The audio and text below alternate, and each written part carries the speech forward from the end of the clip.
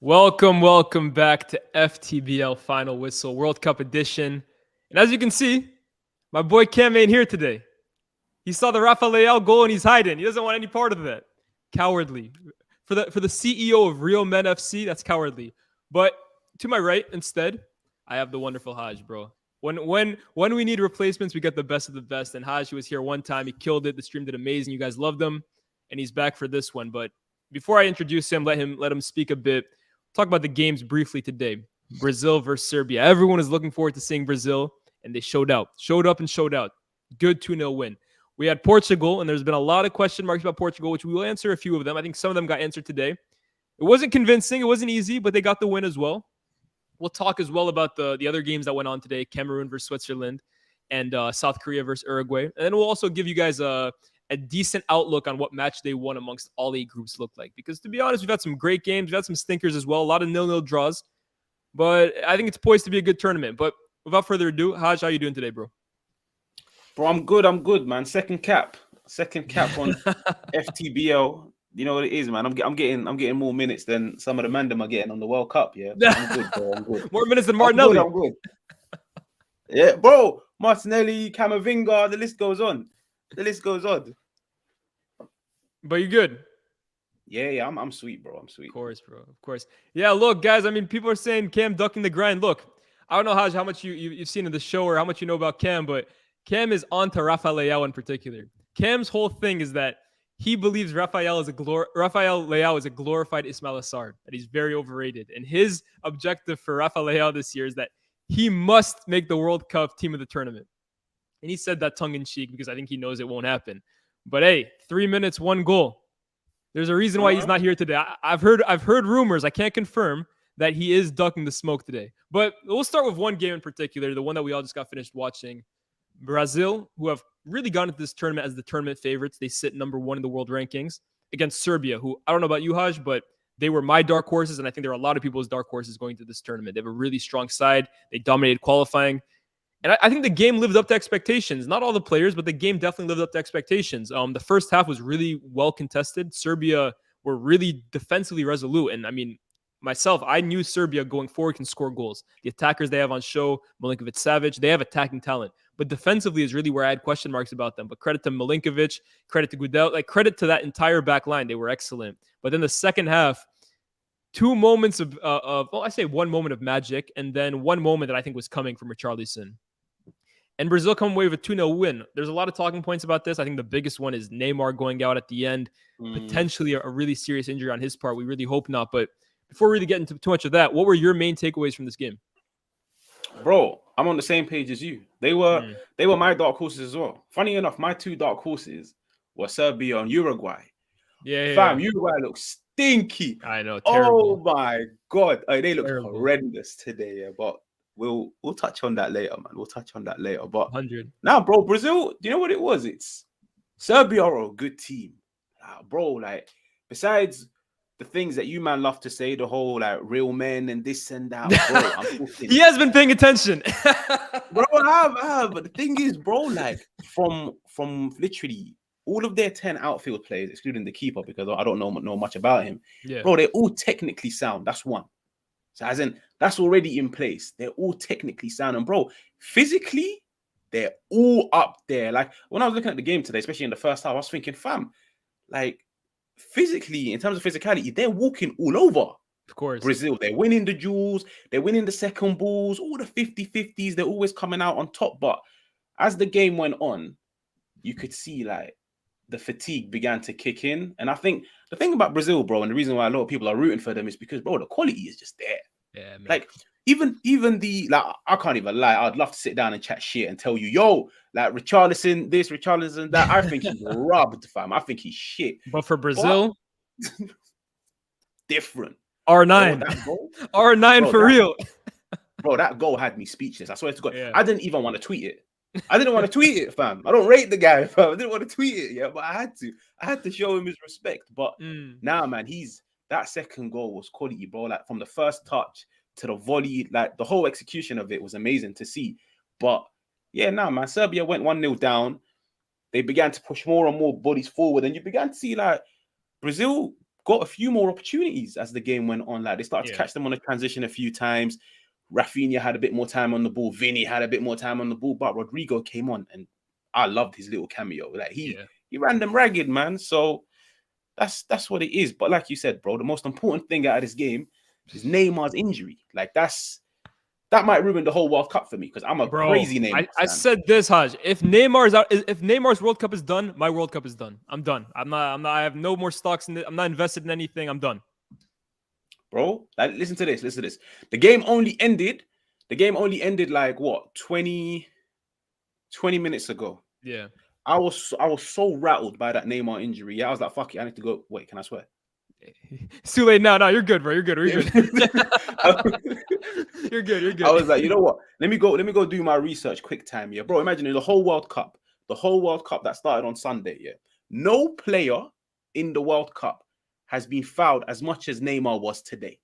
And Neymar didn't even play 90 minutes, bro. He didn't play the 105 minutes because we're out here seeing 15 minutes of added time. He got hooked off on the 80th. Neymar was fouled 9 times.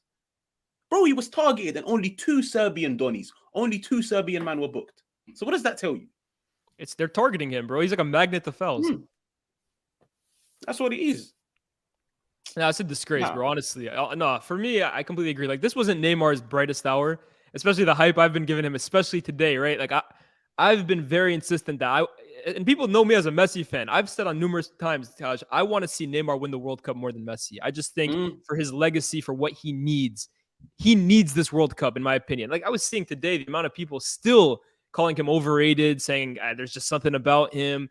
He dives too much. He needs his dues. He needs his respects. And I'm dying for him to finally get that. And I think this World Cup is the way to do it. But let's be fair here. He wasn't Showtime Neymar. He wasn't at his absolute best today. But anyone under any other impression that Neymar is incredibly dangerous and valuable to this Brazil team, like that's the reality of the situation. If he's out for a long time, this Brazil team goes from favorites, which I believe they deserve to be, to just another team, in my opinion. They can be got at by anyone. The one thing I will say about Brazil is that, bro, the amount of weapons these guys have in attack. Like we talk about Rafinha having a poor game today. We talk about RICHARLISON if he hadn't scored 2 goals today. The amount of options and depth that they have in that forward line. Anthony came on. Rodrigo came on. Jesus came on. Martinelli came on. Bro, they have options for days. And they have so many different profiles, so many different versions of attackers that they can call upon. They can shift the attack in different ways. You look at Paqueta coming on today. He comes off. Fred kind of gives you a different option in there. Brazil's depth is crazy. But at the same time, Neymar, for me, is irreplaceable. That's the one player in this team. I wouldn't say the one, but he's up there with the few players in this team that are irreplaceable. The rest, they have options, man. Another one I wanted to talk about, and as United fans, it's relevant. Casemiro, bro. Casemiro is Rolls Royce, bro. Rolls Royce. And I was laughing at one point during the game, right? I started laughing to myself because I remember in the summer when we signed him, when it was announced we were signing him, and the amount of rival fans that were saying it's another bad panic signing from United. It's another 30-year-old on massive wages. United are getting screwed again. Basically just calling the signing rubbish. And it's just hilarious a few months later to see how wrong they were, bro. He's been an absolutely terrific signing for United. Anyone doubting him, for me, was out of their mind. Because look, this was a guy a few months off becoming man of the match in a Champions League final. He's still 30 years old. And he's been arguably the best defensive midfielder on the planet for the last few years. Coming into a team whose biggest weakness was at defensive midfield. And then he takes into this tournament, Haj. And today, his performance, I think it's one of the best at the tournament so far from an individual point of view. Nah, Casemiro's quality, man. I swear to God. Like Casemiro, the thing I love about him the most is he does his job, but he makes it look so easy. Like at times you forget he's on the pitch. Yeah, like any danger, whether it's on the left, whether it's on the right, whether it's through the center, he just takes it out and he just does his job. And the one thing that's actually caught my eye with him the most, and fam, I'll own up to it. Like I'll put up my hand and say, I was one of those guys that bought into this whole, he played with Kroos and Modric and they were doing the whole passing and this and that. Bro, this guy's passing is so slept on. Like it even woke me up when he came to Man United. I was like, you know what? I have to, what's it called? I have to put some respect. I have to put some respect on his name here. But now, bro, the passes he was putting out today, the reverse pass that he played in that first half, bro. If that's Rodri, we're going insane. Yeah, no, bro, 100%. Yeah, like best DM in the world, and even you have to you have to pay your homage to Thiago Silva, bro. Bro, today, like I was seeing a lot of talk of when Graham Potter took over Chelsea. When he took over Chelsea, like everybody's saying, cool, he wants to play a back four, but he has to play a back five because of Thiago Silva. Chelsea fans are coming out and saying, yo, like he gave us 2 good years, but it's time to move him on. Bro, the one thing I'd always say about top players is they turn up no matter what, man. The big stage, the global stage, it's the World Cup. And bro, the way he performed today, and this is against what? The striker that everybody's been raving about in the Premier League, Mitrovic. Yeah, don't get me wrong.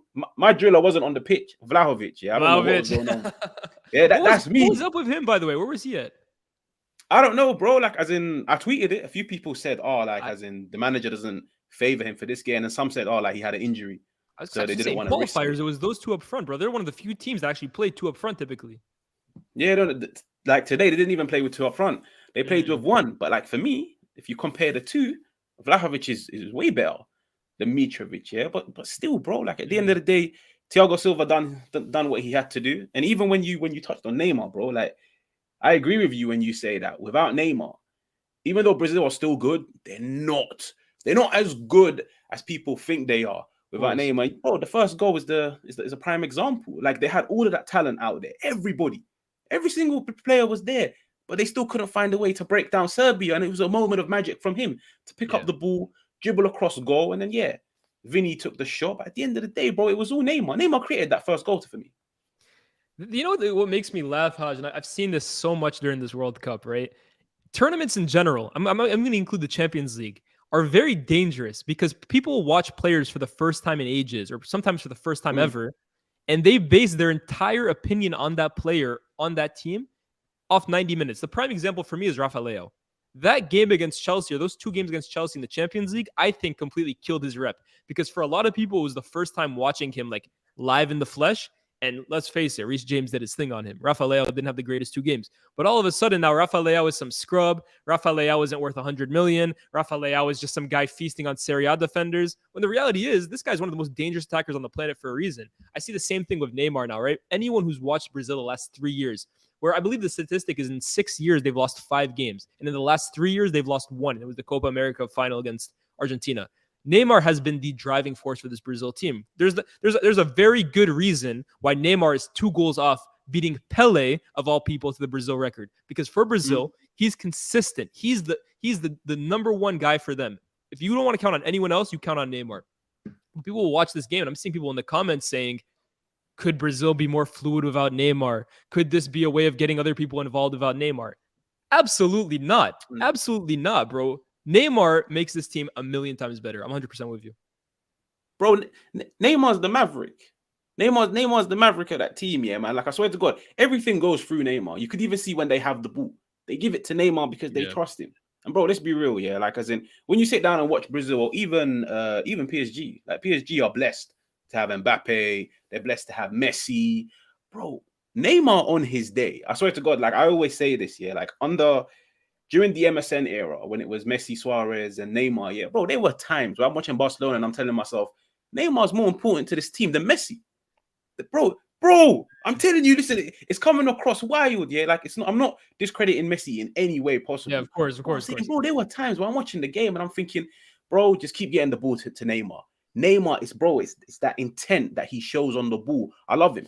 Like, fam, trust me, I wouldn't have Neymar on my wall if I didn't rate. Yeah, of course. And here's the thing with Neymar, right, before talking about him too much, because let's face it, again, he didn't have a great game.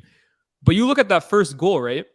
And the thing with Neymar, and the reason why he has to play every single game, in my opinion, every single minute that he's fit, is, bro, the attention that this guy gets. 2-3 defenders, the minute he gets the ball. There's a reason why he's the most fouled player after 80 minutes, because the minute he gets the ball, defenders' eyes go on him. All the attention is on him. He's a magnet to defenders. But that frees up your guys like Vinny. It frees up the guys like Richarlison, Antony, Rafinha. And he also has the vision and the skill, obviously, to release these guys. And all of a sudden now, they don't have a defender on them because there's 3 defenders on him.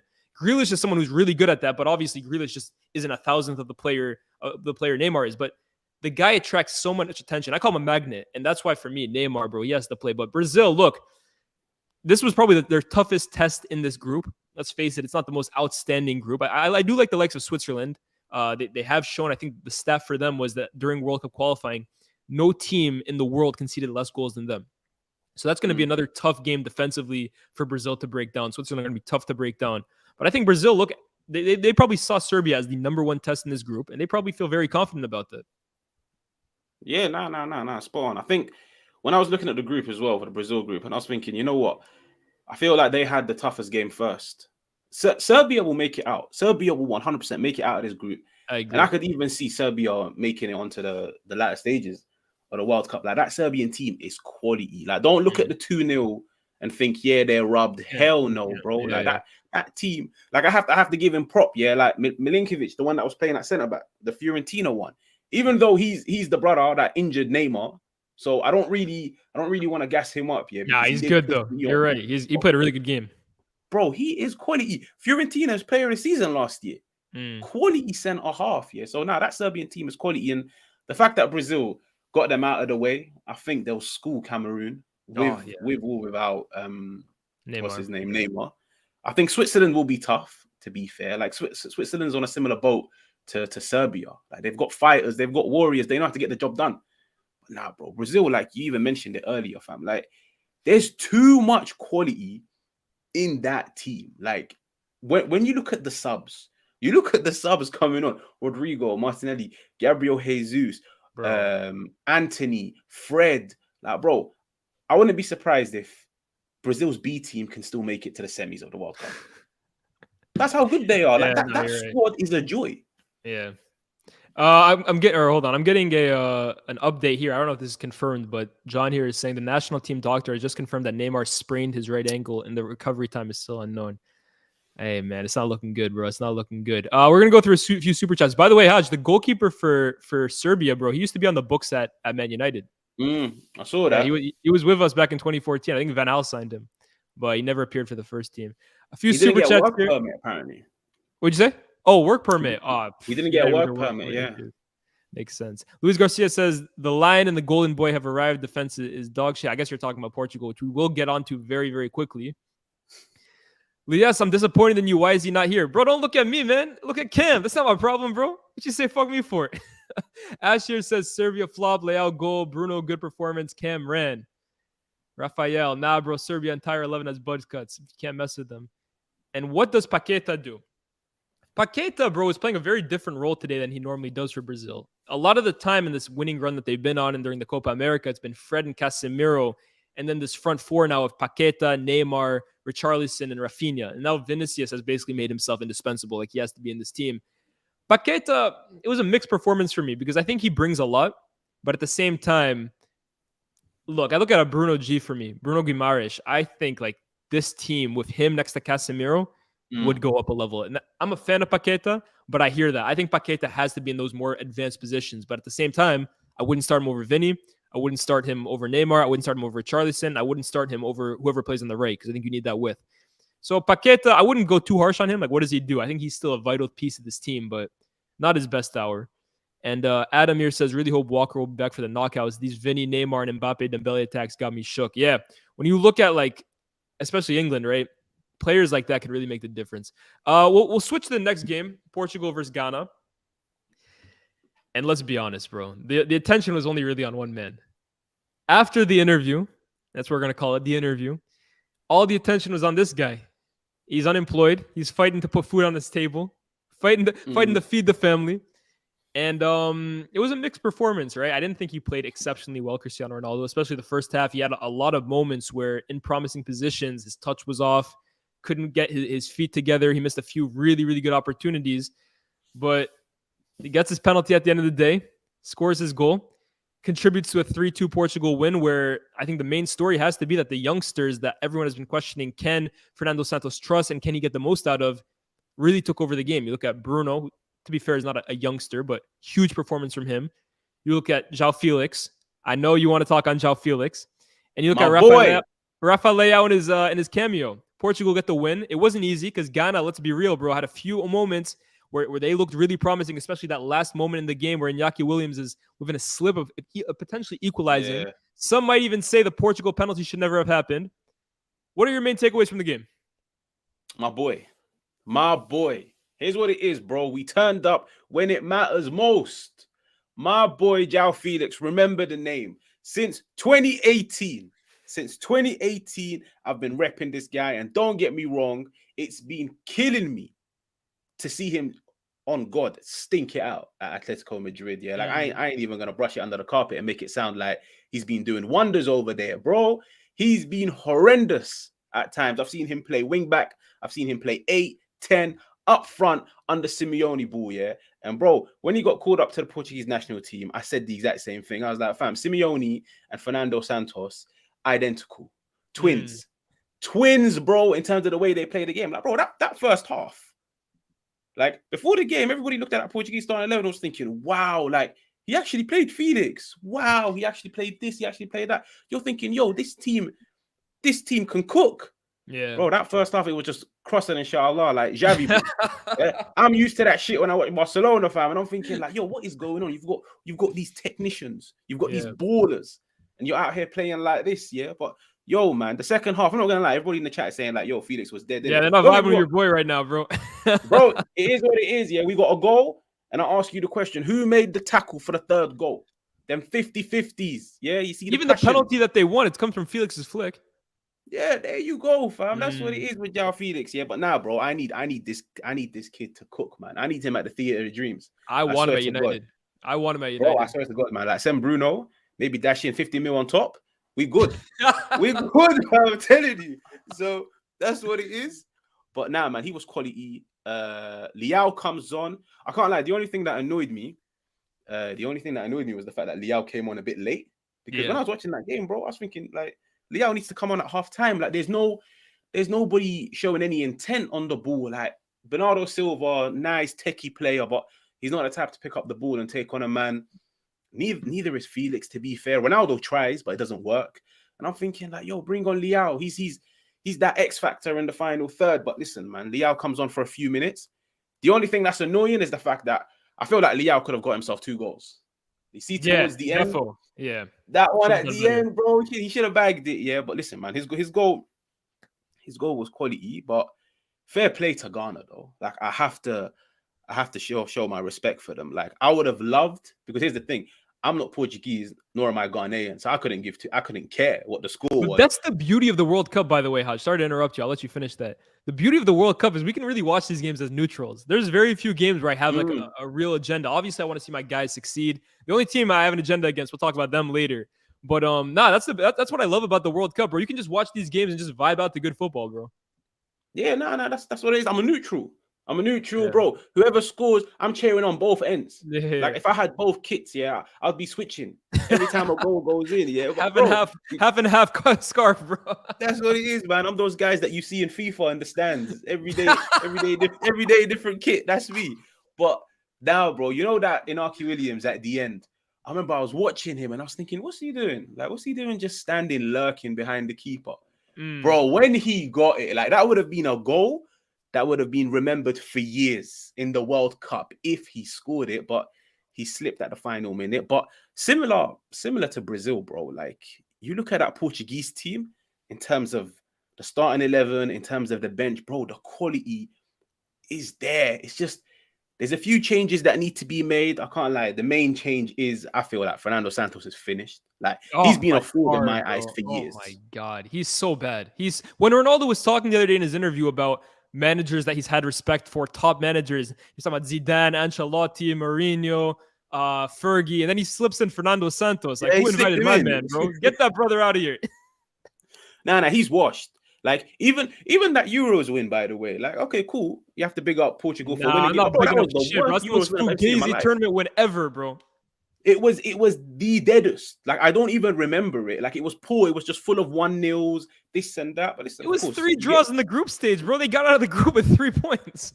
That's what it is. You get the job done. But now, man, like, when I look at, like, you know what it is? International football for the first time, I'd say, in years, is looking exciting for the next few years, because I look at that Spanish team and I think in 2 years' time, bro, that team is going to have ballers. Even that Portuguese team, because I think after the World Cup, I think Fernando Santos will dip.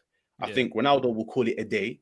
Yeah. And that's when you're going to see more and more of these young players come in. I'm going to finally stop seeing them like Danilo Pereira, William Carvalho, Vitinha, and all of these players are going to come in. It's looking good. I see William Carvalho warming up 5 minutes in the second half when Portugal needs a goal. And fair enough, they ended up winning 3-2. So in Santos' eyes, I'm sure he's justified. But please leave these two, bro. Him and Danilo Pereira, bro. Pereira couldn't play defensive midfield. He can't play center back either. Get this guy out of here, bro. You got Antonio Silva, up and coming, top level at that position. Pepe, right? Even at his age, right? And I know I'm going to talk about Portugal, and I want them to get younger. I think they have great young talent. But Pepe at center back, I'm taking him every single day over Danilo Pereira. I don't know what Danilo Pereira has on these top managers, whether it's Poch, whether it's Galtier now, Fernando Santos. I have no idea, bro. But this guy is so mid. It blows my mind, man. Blows my mind. Nah, he's got his favorites. He's got his favorites. Like I remember before even Portugal's first game, I kept saying it on my own channel. I'm like, I know I'm gonna see William Carvalho. I know I'm gonna see Danilo Pereira. I know I'm gonna see Rafael Guerreiro. I know these players will play. And I'm thinking, bro, like as in you see that team. Like I put out a tweet and a lot of guys tried to cook me about it. Bro, you see that Portuguese team in terms of quality. They can replicate similar performances to that Spain team, but of course, definitely a lot of changes need to be done. But in terms of personnel, in terms of quality, that squad is one of the best. It's one of the best in Europe. But like I said, bro, like with them, I reckon in 2 years' time, you're going to be looking at a completely different Portuguese team with Felix, Leao being the face of it. Nah, Felix, Leao, Mateus Nunes, Ruben Neves. Bro, they have Antonio Silva, Mendes, Dallo, the goalkeeper who wasn't great today, Diogo Costa. They have a golden generation just waiting to burst out. The expression I basically gave, it's like you have a Bugatti and you gave it to a cab driver, and people were saying respect cab drivers or whatever. Like, they have so much talent. And look, I think they will end up going far, like decently far. No, I'm not saying they're going to win it, go to the final. But their road to the final could be a lot easier than I imagined, especially now with Germany looking like they're in real trouble. I think the thing is Portugal could end up playing Japan in the next round if they win their group and Japan comes second. And then they'd be on the right side of the bracket, which I don't know if you've done yours yet, but it's pretty favorable. That's definitely the easier side of the bracket out of the two. Ghana as well, bro. Ghana came into this tournament as the lowest ranked side at the World Cup. I don't think they played like it, man. I think they have a lot of talent themselves. Kudos for me, bro. I know there was that whole Guardian paper basically like Kudus thinks he's better than Neymar. I think they took that out of context, but bro, Kudus is a talent, man. Kudus is a real talent. Nah, he's quality. He's quality. Like, don't get me wrong. If Kudus made that comment about any other player besides Neymar, I would have ran with it. Yeah, so I would have ran with it. Yeah, but you see, because it was Neymar, I was like, nah, like put some respect on his name. But bro, he was quality. Like even that little moment, I can't remember if it was in the first half or the second half, when he took the ball on the halfway line, carried it, and then I think it either clipped the post or it was just like half a yard out wide. Yeah, that would have been a quality goal. But nah, man, like 3-2, very unfair. Like they deserve the point. They deserve the point out of it, because to me, that penalty was not a penalty. I'll be honest with you guys. Like to me, it was very soft. And it's just like, bro, they had opportunities, man. They had opportunities. And like I said, like they had a chance gifted to them from God in the final minute. Yeah, but it's just he slipped. He slipped final minute. He could have easily nicked himself a point. I saw someone basically say the what's it called? The basically the edge of Iñaki Williams' boot, and then the USA midfielder who denied Gareth Bale that halfway goal that he probably would have ended up scoring. Do you remember the last minute of that USA-Wales game? Bale, the ball falls to them perfectly. No goalkeeper. I think it was Acosta from the US basically stops him immediately from there. Those two margins denied us two of the greatest moments of this World Cup, bro. But no, I agree with you, bro. The one thing that people are on my case about right now is Cancelo. Because look, man, I went on SDS talking about Cancelo for me is the best fullback on the planet. That whole what's not the leg, bro thing has kind of gone crazy at the moment. But hey, I feel like I got a curse on fullbacks at the moment, bro, because since then, Cancelo has been stinking it up. And the thing with that clip, right? Some people took it out of context because I never said once in that whole clip that Cancelo was some nuts defender. But I also didn't think that he was as bad as he's been showing in recent weeks, man. Every single week. And they're saying I killed the attacking fullback movement. They're in a pandemic at the moment, bro. They're going back to defensive fullbacks at the moment. But, bro, every single week now from Cancelo, this guy is looking stinky defensively. Offensively, I still think he's up there with the best. But defensively, bro, I have to be real here, right? I'm a real guy. Trent would be getting massacred for these performances if it was him. So Cancelo, for me, look, you gotta step up, man, because Portugal have real quality at fullback position. They got Dalot, who offensively, I still have question marks, but defensively is really growing into his own. You got Nuno Mendes on the other side, or Nunes, as like one guy on TikTok likes describing him. They got real quality at those fullback positions. And Cancelo, at his best, is better than all of them. But the way he's been playing the last few weeks, for being real here, bro, there's better positions on form. Yeah, no. That's what it is. I think, you know what the problem is with any player that plays in Manchester City is that, bro, that system will make you look 100 times better than you actually are. Now that's not me saying that Cancelo's shit. No way in hell. Yeah. But I'm just saying, like, as in, bro, the role that he's being asked to play with Portugal is completely different to the role that he's being asked to play with Manchester City. Of course. Like, he's actually having to play as a fullback out wide. Manchester City, bro, he's inverted. He's practically playing in central midfield, and he's playing in a team that retains the ball. You look at Cancelo's skill set. It suits a team that retains the ball. I swear to God, when I sit down and watch Portugal, I don't even, like, in that first half, I was just sat down with a pen and paper, and I'm thinking, what is the game plan? Like, what is it? It's just, you got Bernardo Silva putting in crosses, and I'm thinking that's not really his game. Bro, it kills me how much they waste Bernardo Silva in this team, by the way. It kills me because you talk about City players like looking better in the system. Bernardo Silva, for me, is not that kind of player. I think like he's world class. But it blows my mind how poorly they waste him at Portugal. It blows my mind. There's a lot of players wasted, bro. Like, as much as I hate to say it, you can see what the game plan is. Put crosses into the box, make use of Ronaldo's height and his physical strength. Cool. But let's be real. If it's not working, what's plan B? There is no plan B. Like, Bernardo Silva doesn't know that the Bernardo Silva of Portugal. Felix, bro, I've seen Felix on his day. Even though he scored today and he played a part in a few goals, bro, João Felix on his day, you don't stop him. That kid is on another level. Even Leao, like, I can guarantee you, like, a lot of people, you always say with Portugal, the reason why Leao doesn't start is because whenever he's been given a chance, he hasn't looked good. But I asked the question, who looks good in this Portuguese team? None of them. No one. So it's just, if you watch Leao at AC, bro, you see, like, he'll be everybody's favorite player. Why? Because he's got everything that you want. He's got the PMP, but at the same time, he's got tech. So it's basically, he's a cheat code to me. He's got everything in his locker. Nah, I 100%, man. I think Leao for me, bro, is like, I don't know if this is the best example. I don't know if you'd agree with this, but I look at Heung-min Son at his best at Spurs. More recently, he's almost become kind of like a poacher. Like, you put him on the last line of defense, send him through goal. But for me, he reminds me of like that earlier version of Son. Like when he was really Sonaldo, that's what Leao reminds me of right now, bro. The guy is so explosive in front of goal. He might not be as good as Son in front of goal, but still an ice cold finisher. He's got everything, bro. He's for me the modern day inside forward. He's got the goals, he's got the speed, he's got the athleticism, he's technically secure. I think Leao is one for the future, bro. And I'll be very interested in seeing where he goes. Because look, Milan is not going to be able to keep him for long, but we'll see where he ends up going. Because I look at City, I think he would ball out at Manchester City, bro. And I know most people do, but I think he in particular, in that role at City, would go crazy. You know what's mad? I want him to stay at AC. I would love that too. I'd love that too. But realistically, with the Prem money, bro, the Prem Super League, that's tough. It's tough, man. I'm not gonna lie. If he's not coming to Man United, stay at AC. Like, I would love for him to make AC back into an Italian powerhouse, like back to the old days where AC were just competing for Champions League. They were winning Serie A season after season. I would love that. But of course, if he comes to the Prem, yeah, like, who am I to say no to a Leao, Jadon Sancho swap deal? Not me. Come to the I Trafford Arena, bro. That's what we're calling it once Apple takes over. Bro. The I Trafford Arena. That's what it is. Oh, man. Let's go through some of these super chats, bro. Ash says Ghana lost all shape at 1-1 like Arsenal at United. Yeah, man. Look, I mean, there was even that clip, right? Andre Ayew was still celebrating and Portugal are scoring at the other end. I think they lost their heads a bit, bro. I think they got too gassed. And hold on. I can't believe I even spoke about it. My man at the end doing the Sue 3-2 down with what? A few minutes left? You know what it reminded me of, bro? In that moment, I got vile flashbacks to Dan James against Crystal Palace. 1-1 with a few minutes left to go, and this guy's doing this. Man.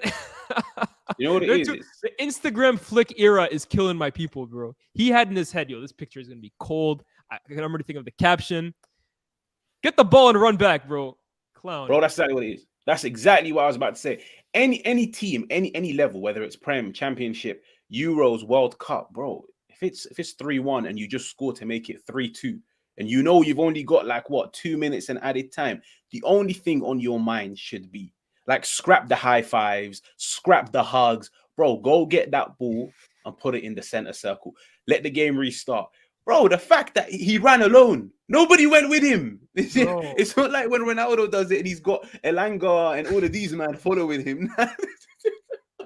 Bro, he was all alone. He ran alone. He done it. He walked back alone. And I can guarantee you all the Ghanaians were probably just looking at him. Like, what are you doing? But bro, here's the thing. If they get knocked out, he's got a picture to frame forever. Said, I'm leaving here with son. I'm leaving here with something. Now what killed me, you saw him running, bro. He started doing the Ronaldo celebration. This one at first, and then he did the Sue. You give him a few more minutes, I'm sure he would have done the Kalma, bro. He had that shit loaded up. It's like Pogba in the Euros. He got 5 celebrations on lock. Bro, that was his plan.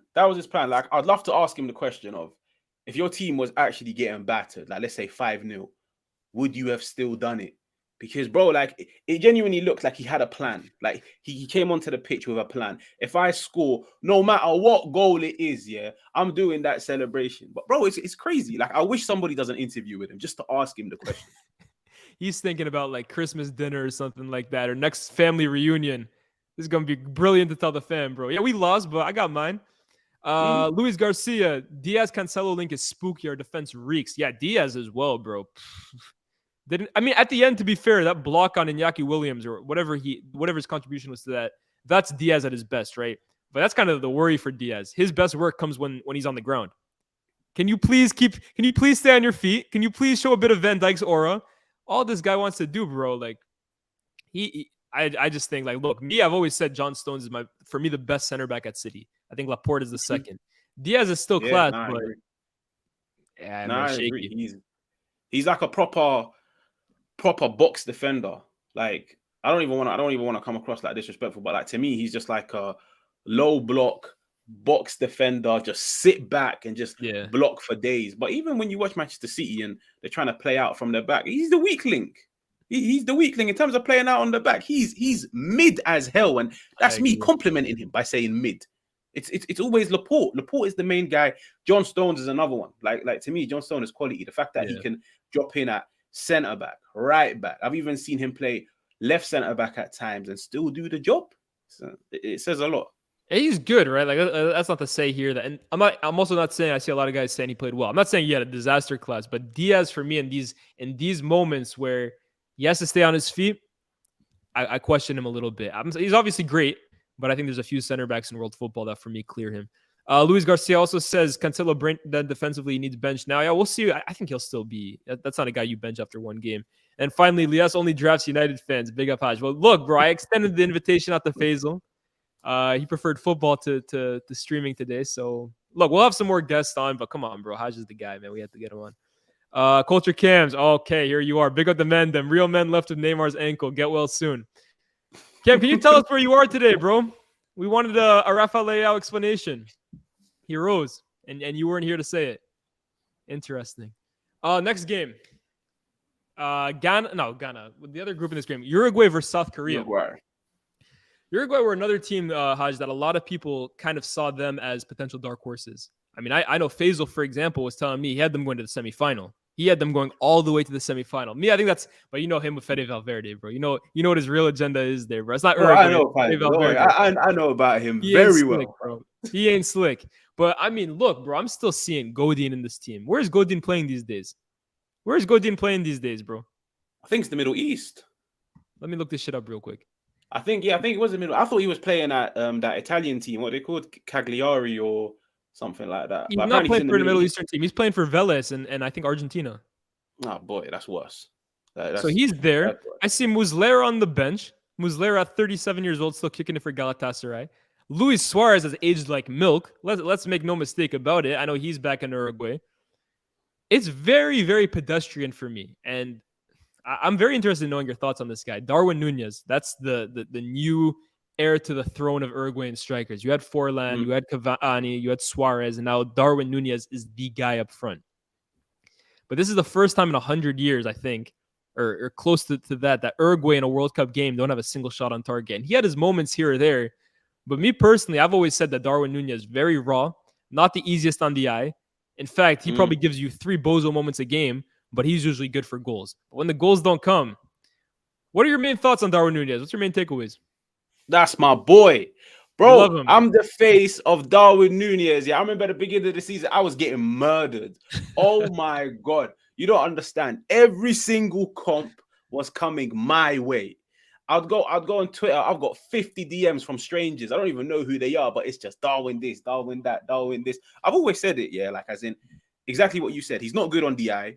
Yeah. Technically, I think he ain't that good, but I don't think he's as bad as people think he is. He's unorthodox. He's very unorthodox with the way he plays. It's just not easy on the eye. I've always said it with Darwin. Darwin can bag you, I don't know, a Champions League final. Darwin can bag you 5 goals. But I swear to God, out of that performance, you could probably still wheel up 3-minute comp of him looking shit. Yeah, he'll always look shit. Yeah, but I've always said his PMP, his pace and power, his physicality is a problem. And at times this year in the Premier League, bro, I've seen him either start games or come on, and I'm asking myself, your team have literally played for 80 minutes and they have struggled to create a single chance, but you come on for 10 minutes and you're on the end of 4 chances. He's a chance magnet. Now, don't get me wrong. Like, I agree. Don't get me wrong. He's on the Gabriel Jesus wave where he'll get the chances, but he'll miss them. But listen, bro, that comes with time. Like, as in, he's only 21. He's very raw. The thing I like about raw players is there's pros and cons to being raw. Like, at times you look at his rawness and you're thinking, yo, like, it gives him that edge in the final third. But then, bro, like sometimes, like I remember the game against Manchester City when Liverpool were 1-0 up. And I'm looking at him and I'm thinking, bro, like I swear to God, if Liverpool end up losing this game, you deserve to get rushed in that. Bro, his decision making was, bro, I didn't even know what he was doing. Like, he even kept me on the edge of my seat, and I'm not even a Liverpool fan. I'm thinking, like, what's going on? But nah, man, today, I was actually looking forward to seeing how he does. But you've got washed up Luis Suarez, like, with all due respect, it feels like watching Ronaldo at Man United. Like, he shouldn't be leading the line. Honestly, worse, bro. He's aged so poorly, and I think next game they got to go with Cavani, because I think Cavani came on, and one thing about Cavani that I've always loved, even when people were cooking him at United, you talk about chance magnets. I think Cavani is a chance magnet. His movement is so elite. You saw, bro, that Darwin Núñez shot that went wide, but Cavani is still there trying to like flick on a header. That would have been the most typical Cavani goal. This guy just creates chances out of his movement for fun. And I think he looks more fit. I mean, look, he's always been a better athlete than Suarez. Cavani, for his age, keeps himself in top condition, but he's more athletic than Suarez. He's creating more chances than Suarez. And I think next to Darwin Núñez, I'd be very interested in seeing how that works out. I think Suarez is the guy that you bring on the last 20 minutes, and you hope he's always been kind of a shithouse player. Like, he'll find a way of scoring the ugliest goal you'll ever see just by like dribbling it through. Suarez for me dribbles through players. I don't know how he ever does it, but he'd be someone I look to bring off the bench. I think Cavani's got to start next game. I mean, we know Faisal's take on Fede Valverde. What's your take on him? Bro, they only gave Fede Valverde man of the match because he hit the post. That's why. Bro, he done nothing this whole game. Like, I'm not trying to slander him. I think he's quality. I think he's amazing. I'm not on the same boat as Faisal when he thinks, like, I saw that crazy take of like, in 5 years' time, he'll be better than Gerrard, this and that. Yo, bro, he thinks he's the top 3 player on the planet right now. He said he's the third best player on the planet this year. That's what it is, man. Like, I remember even the other day, he was trying to tell me like he's world class after 12 months. And I'm thinking like, bro, but now he's quality. Like, he's quality. Like, even Bentancur. I love Bentancur. I think he's good, bro. I think he's so slept on. And I really do feel like take him out of Conte's system, even though funny enough, he's shining in it. Like, bro, recently he's been doing his thing this season. But bro, you put him in a more expansive system where he's got more license to join the attack and more license to do as he pleases, bro, you're gonna see him go up another level. But nah, today Uruguay, they looked horrendous. Like, Suarez wasn't doing it. You could see they needed that outlet in attack. Darwin's out here playing wide. The brother on the right, Pelestri, like, now I understand why he gets no minutes at Man United, because he is dead. Bro, like, it's just, I didn't know what was going on with that Uruguayan team. And I actually had them down as my dark horses. And I don't even think they'll make it out of the groups now because, bro, they looked shocking. Let me tell you this, Haj. This is what's really interesting. This is why we're going to talk about the other groups in a bit, very briefly. But this is what's so crazy about the World Cup. You fuck up in one game, bro, and your tournament could just be over like that. Because now, look, Uruguay's next game is against Portugal. Let's say Portugal wins that game. I don't know what happens in the other group. That then leaves Uruguay on 1 point going into their last game against Ghana. And Ghana, bro, are going to play that game like it's the World Cup final. Ghana are going to play against Uruguay like their ancestors' pride is on the line, bro. That's a bloodbath of a game. And Uruguay, like, you don't want to get in a fight with them. You don't want to get into a dogfight with them. But, bro, I agree with you. I don't know if I would go as far as saying I don't think they're going to make out the group yet. I think they're still, for me, the second best team in this group. But they're in trouble, bro. They got to get their act up quick, real quick, because that last game against Ghana, I'm telling you, Salisu is going to be going into tackles full-blooded, two-footed. Partey is going to be barging into net. It's going to be a bloodbath, bro. A bloodbath. Nah, that game's going to be crazy, bro. Like, as in, I can guarantee you that Ghana wouldn't even care if they lose that game. They're going to go into that game with just one objective. Yeah, one objective, and that's Luis Suarez on a stretcher. That's what it is, yeah. Like, I'll be real. You see, when I look at Uruguay, yeah, the only reason why they called up Luis Suarez was probably for the Ghana game. Yeah. Because he ain't done nothing in football for the past 18 months to warrant being called up to that Uruguayan team. Like, when I saw him start today, I was thinking, wow. Like, Luis Suarez is starting, but it is what it is. But nah, man, I think even though Ghana lost 3-2, bro, I wouldn't put it past them to, make it out of the group. Because when you looked at them today, bro, they actually had like some penetrative players in the final third. I hate the IU brothers. I think they stink. Oh, yeah. Every Ghanaian hates them, by the way. Every Ghanaian hates them. They are horrendous, yeah. Like, I actually had like a personal feud with Patrick Vieira because I'm thinking, brother, how are you playing him on the right week in, week out, but you've got Elise on the bench? But he's finally seen the light, and Elise is beginning to start week in, week out. But now, man, like, it's like you touched on the World Cup, bro, because it's only 3 games. So it's not like it's 5. It's not like it's 10. It's not like the Champions League where it's home and away, bro. It's just 3 games. If you win your first game, you get that advantage because, let's be real, all you practically need is just 1 point and you'll make it through. That's why I'm gassed for like Japan. Because I'm thinking, all right, cool. Like, you guys have now got the 3 points. Even Saudi. Like, I think Saudi can get 1 more point, even though, yeah, they'll get knocked out straight away. But like, I'm a sucker for a good story. Yeah, I love to see the underdog do well. 100%. No, I completely agree with you. We'll talk about, again, the other groups for sure, because Japan, that's a really interesting one. I have a theory about that one, but we'll get onto them later. Let's talk about South Korea a bit, right? South Korea, for me, are a team that always get overlooked. And truth be told, I overlooked them going to this tournament because you kind of look at their team. I think the stat, Haj, is that 8 of their 11 starting 11 players play in the K-League, the Korean League. These guys are not like European top-flight players. The only names that are really recognizable for the casual fan or the fan who just watches like the top 5 leagues is Kim Min-jae from Napoli, Hwang from Wolves, and Son from Spurs. The rest of them aren't names that jump off the screen. But Korea, I believe the stat is they've made the last 6 World Cups. They've gone to the round of 16 a ton of times, and they've taken some major scalps at tournaments, bro. Like we saw last tournament, they beat Germany in that last game. They almost qualified from that group. And this time now, getting a good result against Uruguay, they're going to favor themselves against Ghana. They'll go into that game thinking they can get a result out of that. And then all of a sudden, who knows what happens, bro? Like South Korea, our team, and I think this is just in general, Asian football in general, has to get a lot more respect. Like everyone looked at that first game. Qatar played horribly. Shout out Faisal again for that, but they played horribly. But the rest of the Asian teams in this tournament, bro, looked really good. Saudi Arabia, Japan, Australia. Let's not talk too much about them. But now South Korea. Nah, bro. Do you know what it is? You know, the Asian teams, they've actually shocked the whole world. Like, that's what makes the World Cup, or even just football, yeah? Like, as in, football's not played on paper. So you look at the 2 starting 11s, like, I'll be so honest, bro. Like, when I looked at that Argentina-Saudi game, I was like, I don't know a single Saudi brother. Never heard of them in my life. Yeah. Bro, I know all of them now. I'm out here raving for them to come to Man United, fam. Hassan El-Tembekti, bro. Bring him. 23 years of age. He pocketed the Argentinian Hezbollah. But, fam, what it is it's just some of these Asian teams, their quality, like Japan, like we'll definitely touch on Japan. But South Korea, they're on a similar boat to them, which is, bro, these teams, technically, they're slept on. Very slept on. Like when you look at South Korea, a lot of people are thinking like, yo, it's just Son. It's just Son in attack. If anything, I could really make a case that Son was one of their worst attackers today. He didn't look good. Yeah. But technically they're on point. And in terms of physicality, bro, the engine, like I'll be honest, like the South Korea game, I didn't really watch it. Like I didn't really manage to concentrate on it. But bro, that Japan game, I'm talking till the 95th minute. They're outrunning subs. Yeah. Like subs that came on for Germany, they're still outrunning them. Like the guy that played out wide, I think his name is Ito, Itto, something like. Bro, I don't know how he didn't get tired. He was up and down. And now, man, fair play to them. Like I feel like a lot of nations and a lot of people look down on the continent as a whole. Like, oh, Asia robbed. Like, who's really good from there? But bro, this year they've silenced a lot of people, and that's why I want Japan to go as far as possible. I want Saudi to go as far as possible. I would even say Qatar, but they're shit. And I've got like my own little bet. They're the worst of the hosts. With Faisal.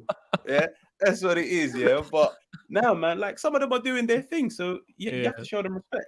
I mean, you look at the tournament anyways, bro. The Asian teams have more teams at this tournament than South America. They have more teams. I think they have the same amount of teams, if not more than Africa. They got more teams than North America. And like you said, bar Qatar, really, they're showing out. They're playing some good stuff. You know, Australia at moments against France really showed and took the lead. Obviously, France have too much quality for them.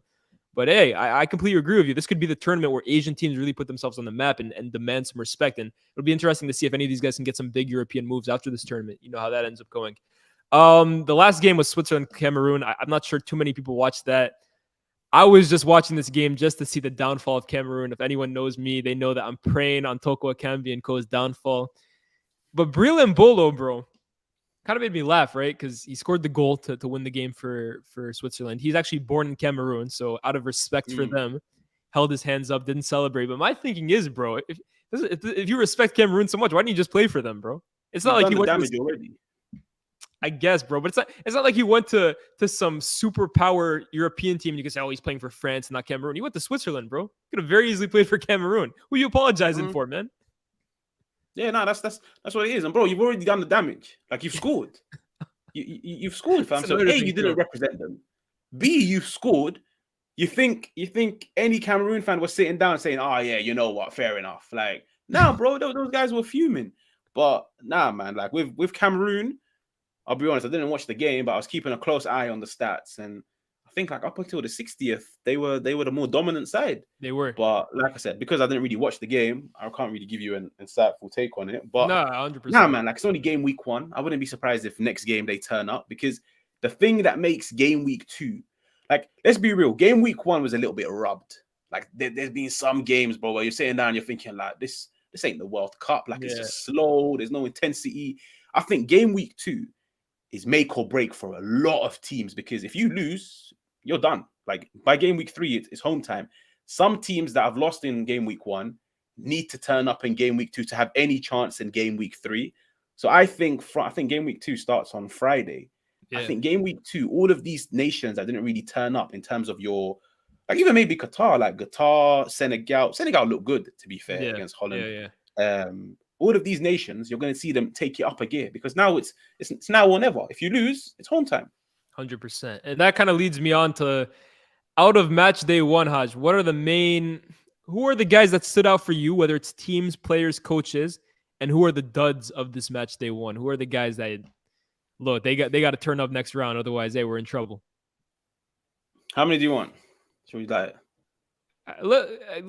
let's go 3 good, 3 bad. I got 1 already for bed. Edouard Mendy. And they're even saying that Mendy might get dropped by Senegal already, bro. They're already saying they might pull the plug on that experiment and bring him the backup. Because, bro, talked about it already on the show earlier, but since the AFCON, bro, this guy has gone from a relative unknown to a European champion and the FIFA voted the best goalkeeper on the planet to now a liability for every single team he's playing for. Got dropped at Chelsea for Kepa. It looks like he might get dropped by Senegal. This guy's redemption story is done in a year, man. I think Edouard Mendy is my number 1 dud of the tournament so far. Yeah, nah. Even at Chelsea, bro. Chelsea, Senegal, like he's coming across like a hologram in goal. Like as if whatever he does is wrong. When he tries to make a save, he's parrying it into a striker's path. He's coming out for loose balls when he's better off just staying on his line. And like you have to bear in mind, like you said, like just a few years ago, this guy was out here winning Champions Leagues. He was getting Ballon d'Or shouts and this and that. So it's funny. It's funny how people can drop off. But yeah, I agree with you. Edouard Mendy, I'd say just from the top of my head, I have to big up the Japanese team because I'll be honest, like when I sit down and watch football nowadays, I'm probably half the time on my phone. That Japan game, my phone was dead. Yeah. The whole game. So I watched it from minute 1 to minute 90 and I took it all in. Bro, that Japanese team, they gassed me up so much I ordered the Japan kit. That's how bad it was. Bro, I'm telling you. It's on the way. Yeah, it's on the way. It's on the way. That's what it is. Sorry? Anyone on the back? Like, well, any name? Yeah, Haj. Haj. You think I'm getting one of these, man? I don't know. I might come with Mitoma kit the way it's going, bro. That boy is crazy. Bro. I rave about this guy whenever I stream. Mitoma. The only L about him is the fact that I thought he was like 20, 19. He's 25. I think he was signed by Arsenal a few years ago, bro. I think Wenger signed him. Oh, bro. Wenger signed a lot of people. But now Mitoma, like even when he wasn't starting, like I was raising my eyebrows. I was like, what? Like never mind. I'm bugging. That's definitely someone else, bro. I don't know why I thought it was Arsenal. Or I'm definitely bugging. There's definitely someone else. But now Mitoma is cold, bro. That performance against Trent, for me, I've been saying it, bro. That surpassed the Rashford game against Trent. That's now the Trent Alexander-Arnold game. That belongs to Mitoma now. Nah, he was quality. So now Japan as a whole, like the fact that it was against Germany, everybody, probably even the Germans, were licking their lips, thinking, "Yo, easy dub, easy 3 points, great start, bro." The fact that to come down from 1-0 down, some of the goals that they scored, and let's be real, they should have scored more than 2. Like Manuel Neuer was rolling back the years; he was looking amazing in goal, but bro, that second goal was a peach. That second goal was one of the nicest goals I've seen. So that Japanese team as a whole, I have to big them up. The other two, I'd say the Saudi centre back. Yeah. Hassan Al-Tambakti. I don't know who he is. All I know is he plays for Al-Shabaab. Bro, this brother was amazing. Those last-ditch tackles were cash money. And the thing is, it's not like he was doing those last-ditch tackles against bombs. He was doing it against the GOAT. He was doing it against Messi. Yeah, so fair play to him. The fact that the atmosphere didn't phase him. The occasion didn't phase him. Now, bro, he went out there, he got the job done. It is what it is. And thirdly, my boy Pedri. Hey. My boy Pedri. Bro, he didn't even play an hour. He played 59 minutes. He ran the show in 59 minutes alone. Forget about just Pedri, bro. Let's say the entire midfield 3. Because Busquets, bro, he played that game in slippers. That's what I said. And Gavi. I know that's another. Faisal has taken a lot of L's this World Cup, by the way. I don't think anyone's taken more L's than him. He was saying Gavi is closer to Harry Winks than he is to Camavinga. Didn't look like it the other day, bro. Didn't look like it yesterday. Bro, Pedri. Nah. Do you know what it is? A lot of people don't know about Pedri. So it's like, all right, cool. Pedri, Barcelona, cool. He's another overhyped Spanish player. Bro, to me, Pedri's generational. To me, Pedri will win a Ballon d'Or. Pedri will win a Ballon d'Or. When it happens, hit me up. I don't know where I'll be, but you guys will definitely be able to find me somewhere. Pedri will win a Ballon d'Or. Bro, I'm telling you, the fact that he came off on the 59th minute was pissing me off because I'm thinking, yo, like, I'm trying to watch another 31 minutes of you. But nah, man, he done his thing. The whole Spanish team, to be fair, done a thing. I think the only problem I have with the Spanish team is the fact that I don't understand a single word Enrique says on Twitch because I would love to watch those, bro. But I don't know what he's saying. 100%. I was gonna say actually, Enrique for me is one of my champs of the match they won, bro. This guy, I think he's disrespected the job he did at Barcelona. People for me have rewritten it and that it was just an MSN carry job, and the last few years weren't so great. Like, look, bro, this guy won a treble. You can't take that away from him. He is the best manager at an international level. He's the best manager at this World Cup. And Spain, you look at their team, they have stars, right? Pedri is class. Busquets. I'm not even going to say Busquets. Busquets at club level looks finished. But, bro, at international level, Spain remind me of a club side, the way they play. They're so comfortable. The system is so coherent. And you don't often see that with international teams. A lot of the time, it's a manager kind of just sets up a platform, a good defensive base that his attacking players can kind of just take advantage of, and it's mostly about keeping the squad morale. Enrique has these guys drilled, bro. Every single player knows their role. Every single player knows how this system inside and out. And he's elevating players who, for me, aren't that great, right? Like Asensio is dead food at Real Madrid, man. He looks like a star for Spain. Busquets looks like he's on his last legs for Barcelona. I just said against Costa Rica, bro, he looked like the comfiest player I've ever seen in my life. So Enrique, for me, is one of my champs. Saudi Arabia as a whole, man. That's... My dad is disagreeing because he's been watching football for a minute, but that's the biggest World Cup shock I've ever seen in my life. I would never have expected Saudi Arabia beating Argentina the way they did. So they're up there as well. And my third, what's my third champ of this World Cup? I'll give it to Richarlison, just because for me, there's been all that talk about him versus Jesus. Also, I can't think of another one, but Richarlison, big performance today for Brazil, right when they need him the most. And that second goal is a peach, man. Second goal is a peach. As for duds, who are the three disappointments? How many did I give? I think I gave. Oh, hold on, I got one. One of the disappointments, as much as I don't want to say it, is Messi, bro. Yeah. Messi, like with all due respect to Saudis, you man done your thing, yeah. I swear to God, if I was a betting man, I would have betted my life that Messi would have got minimum a brace. Like, I had to, what's it called, reschedule 2 meetings to watch that game because I was like, it's about to be a cook fest. Messi is about to score free kicks, penalties, whatever. He's about to dribble in and out of all of these, man. He's gonna treat them like cones. The fact. Bro, he was like, listen, we're United fans. We sit down and watch Ronaldo week in, week out. And sometimes you look at Ronaldo and you're thinking, bro, like you're trying to do things where you haven't got it in your locker anymore. Now, here's the thing. I watch Messi a lot at PSG, and I still think he's a quality player. Like at times I even think, he's still the best player in the world. But bro, against Saudi, like I don't know what it is. Like people say the occasion got to him. People say, like he's carrying an injury from ever since he got taken off against Benfica. Bro, especially towards the last 20 minutes when your country needs you. Like, let's be real. As an Argentinian, you're not looking at Lautaro Martinez and thinking, step up. You're not looking at Di Maria. You're not looking at any of these, man. You're looking at Messi. And even when the referee, like, I'll be real, that referee is a Messi fan. The penalty shouldn't have been a penalty. Yeah. The free kick that he gave him toward the end was not a free kick. And bro, I was watching that free kick and I was like, goal. I was like, I know this is a goal. The fact that it didn't even go on target, like, he was horrendous. And he's got a lot of stuff to answer for in game week 2 because he has to turn up. Yeah, 100%. No, I can't argue with that, bro. I can't argue that whatsoever. Even as a massive Messi fan, like for a team that was 35 games unbeaten, and I've always said that Messi, the narrative has always been that he performs for Barca, but never for Argentina. And the last few years, it's actually been the complete opposite.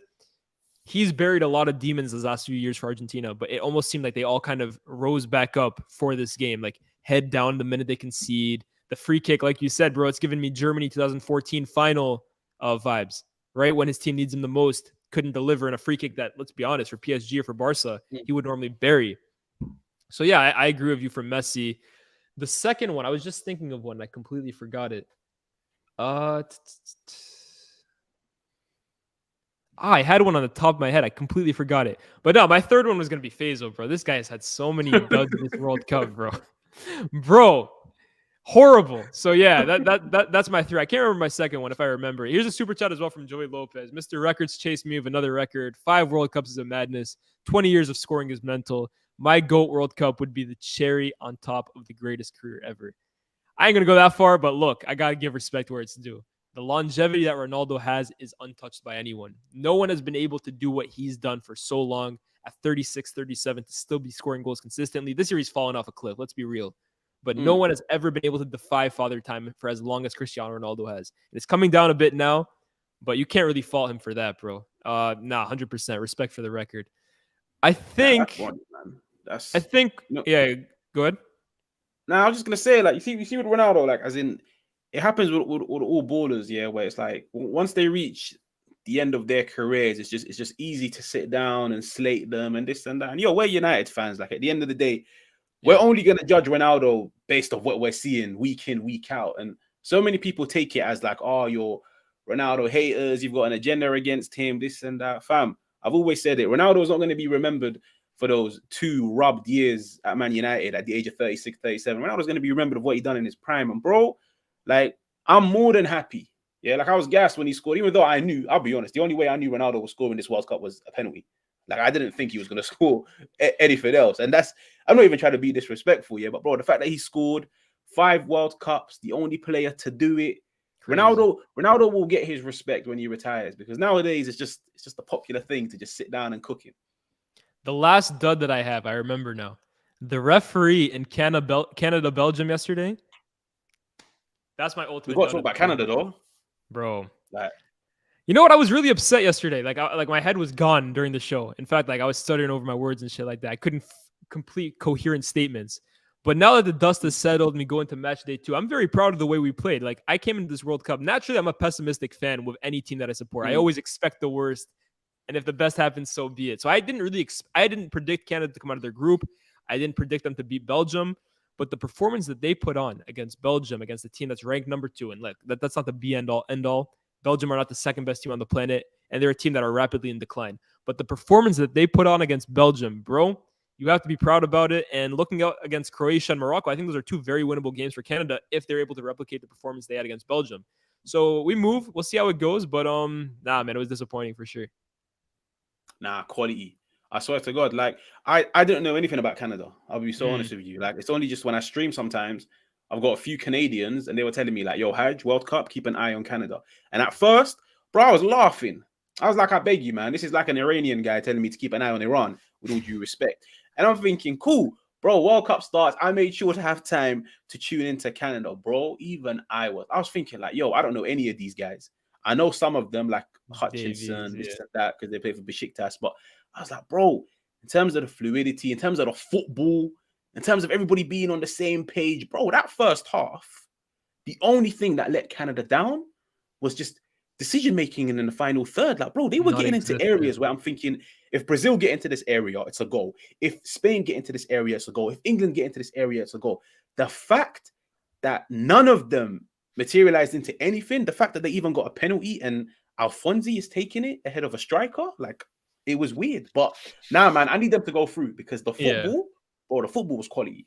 Yeah, honestly, the intensity. Belgium were drowning, bro. De Bruyne with the most fugazi man of the match performance ever. That's another subject for another day. But nah, big up Canada. But the ref is the dud of the week for me, bro. Dud of match day 1. Listen, I think that's gonna be it for today's episode. Thank you, of course, Haj, for coming through. The ultimate Culture Cam's replacement. You know where to find him. Go put your what is it? H4JJ on Twitter.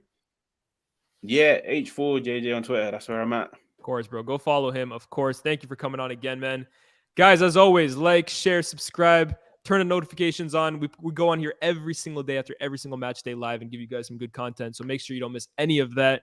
Comment down in the comment section below for the algorithm. Help us out. And without further ado, we'll see you when we see you. Peace.